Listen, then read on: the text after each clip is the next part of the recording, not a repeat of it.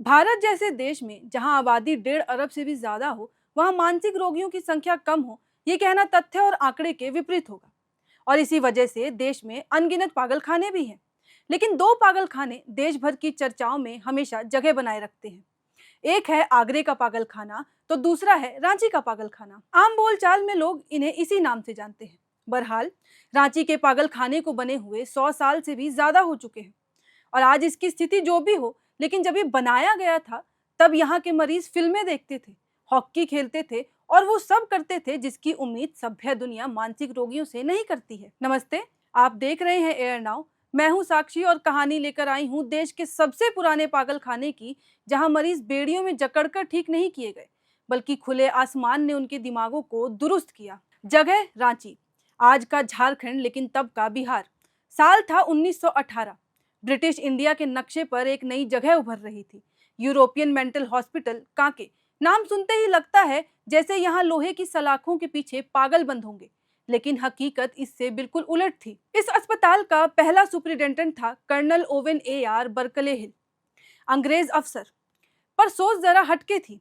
उन्होंने माना कि मानसिक रोगियों को ताले जंजीरों में बंद करके ठीक नहीं किया जा सकता।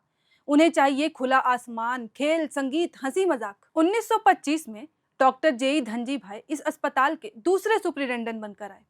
उन्होंने कहा, सिर्फ अंग्रेज सिपाही और एंग्लो इंडियन ही क्यों, भारतीय मरीजों को भी यहाँ जगह मिलनी चाहिए। और उसी साल भारतीयों का भी दाखिला शुरू हुआ। यहीं से ये अस्पताल सिर्फ अस्पताल नहीं, बल्कि एक प्रयोगशाला बन गया, जहां इंसानियत को दवा से ऊपर रखा गया। इस बात को आज 100 साल हो चुके हैं। जरा सोचिए, 100 साल पहले के मरीज नाटक कर रहे हैं, फुटबॉल और हॉकी खेल रहे हैं। 1925 से 1929 तक तो ऐसा हुआ कि रांची के सारे स्पोर्ट्स क्लबों को हराकर यहाँ के मरीजों ने सारे टूर्नामेंट जीत लिए। यहाँ तक कि ये लोग बाजार जाकर खरीदी भी किया करते थे, पिकनिक मनाने निकल जाते थे, जादू टोना, सर्कस, थिएटर, सबका मजा उठाते थे। अब बात करते हैं फिल्मों की। 1940 में सिर्फ एक साल के भीतर मरीजों ने हिंदी, अंग्रेजी और बांग्ला की 58 फिल्में देख डाली। उस जमाने में जब पूरे भारत में गिने चुने सिनेमा घर थे, कांके का यह अस्पताल मार्च 1933 में ही अपना सिनेमा हॉल और प्रोजेक्टर खरीद चुका था। ट्रेंड ऑपरेटर तक भी, मतलब Netflix, Premier League, Oxford library, सब एक जगह पर। यह भारत का इकलौता मानसिक अस्पताल था जिसके पास जबरदस्त लाइब्रेरी थी। अंग्रेजी, हिंदी, उड़िया, बांग्ला, 10 से ज्यादा भाषाओं के अखबार और पत्रिकाएं आया करती थी। कुछ पढ़ाकू टाइप के मरीज तो विश्व साहित्य में ऐसा डूब जाते थे कि भूल ही जाते थे कि वो अस्पताल में है।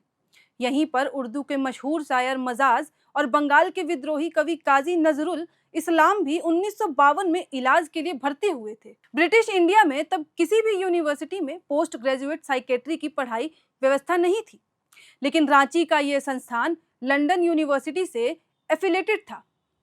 तब यहाँ से पोस्ट ग्रेजुएशन की डिग्रियां भी मिला करती थी। देश के पहले मनोचिकित्सक डॉक्टर LP वर्मा यहीं के स्टूडेंट थे। वो पहले भारतीय थे जिन्होंने MD इन साइकेट्री किया। रांची के इसी कैंपस में ऐसे कोर्सेज शुरू हुए जब पूरे भारत में किसी ने उन कोर्सेज का नाम भी नहीं सुना था। Occupational therapy, electroconvulsive therapy, psycho surgery और क्लिनिकल साइकोलॉजी जैसे कोर्सेज अस्तित्व में आए और उनके जरिए मरीजों का इलाज शुरू हुआ। अब जरा सोचिए उस वक्त का बाकी भारत। पागल खानों में मरीजों को सलाखों के पीछे कैद किया जाता था।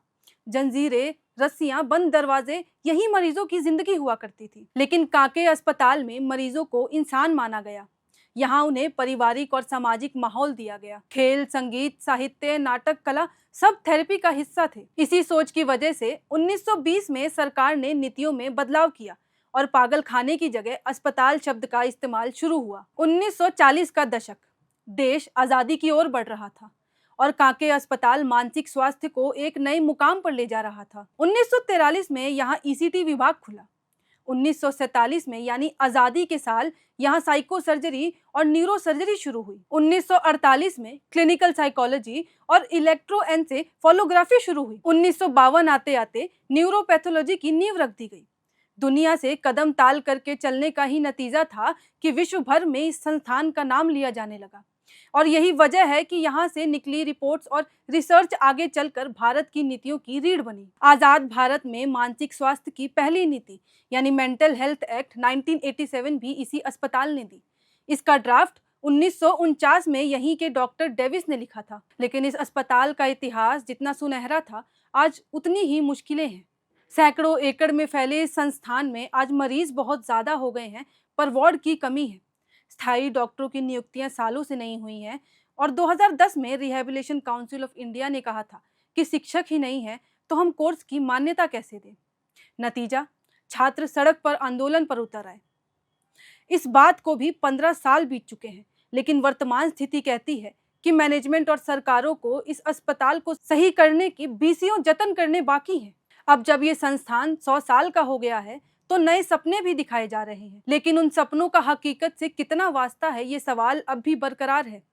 इस संस्थान के इतिहास पर गर्व करती सरकारों ने संस्थान के वर्तमान को दुरुस्त रखने के लिए क्या किया है और क्या करने वाली है, सवाल ये भी है।